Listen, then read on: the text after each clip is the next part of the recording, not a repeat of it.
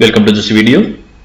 In this video, we discuss how we can navigate the social factors and cultural considerations.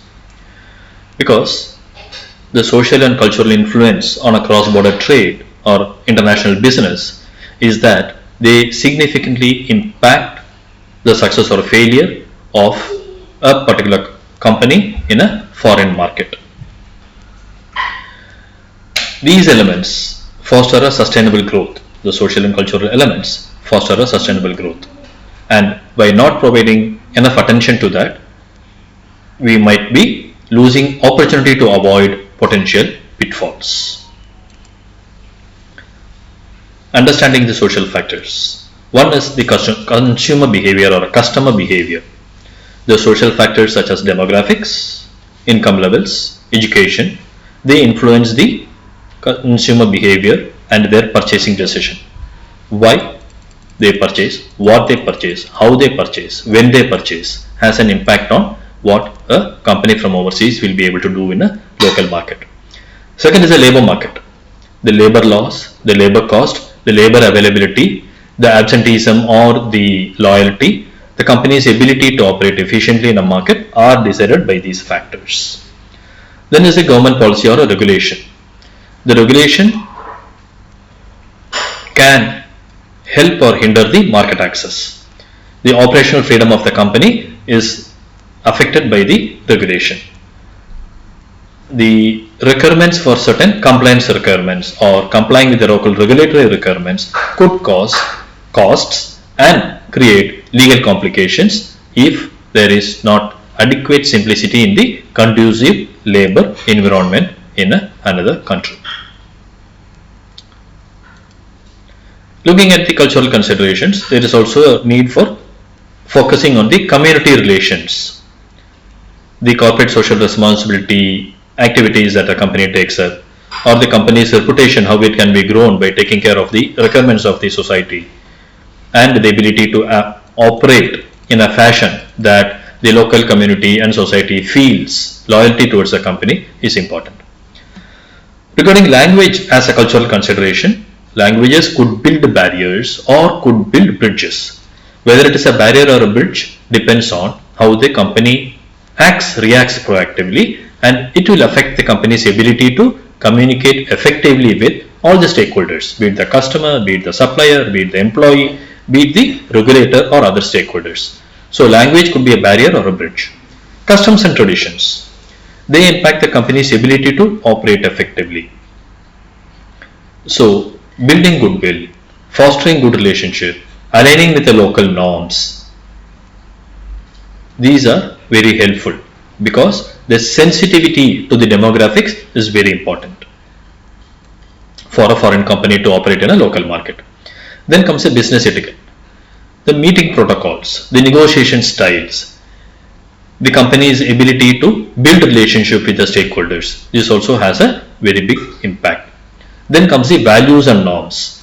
There are cultural differences in the values, differences in the attitudes towards maybe time, attitude towards hierarchy, attitudes towards authority.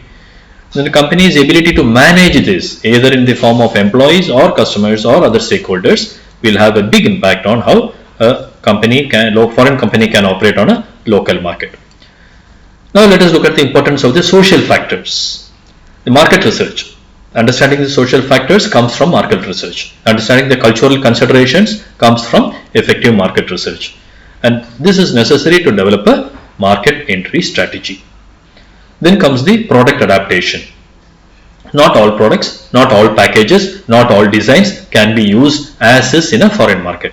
So a foreign company in a local market should consider the local requirements, local beliefs and local traditions, and they have to modify to meet the local tastes and local preferences.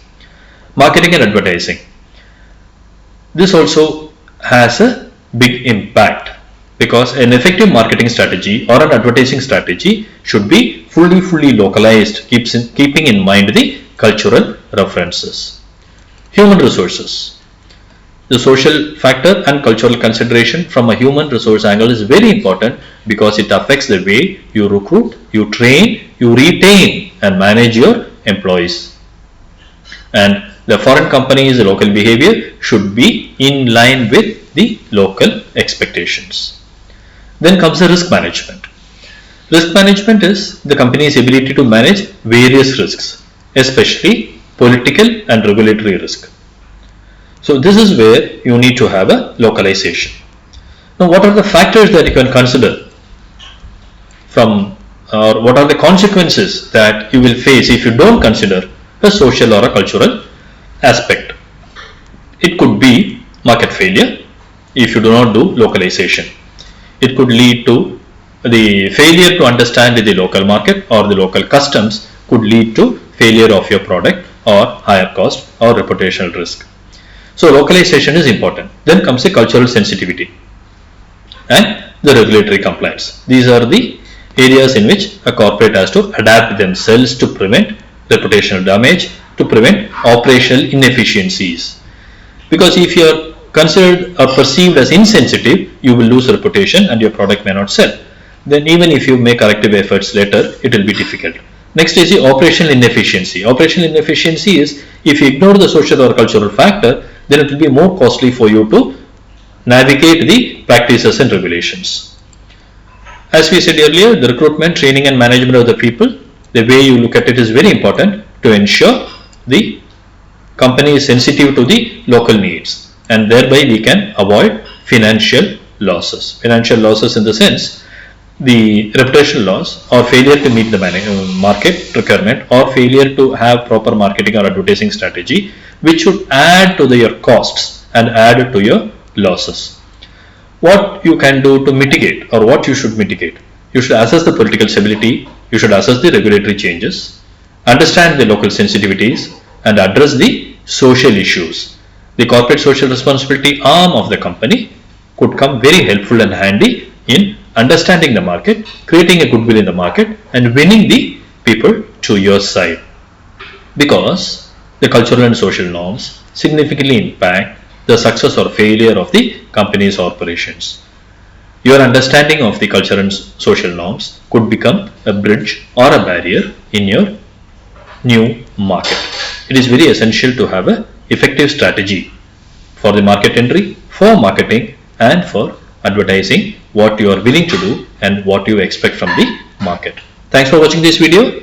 We have now looked at various aspects of navigating cross-border trade.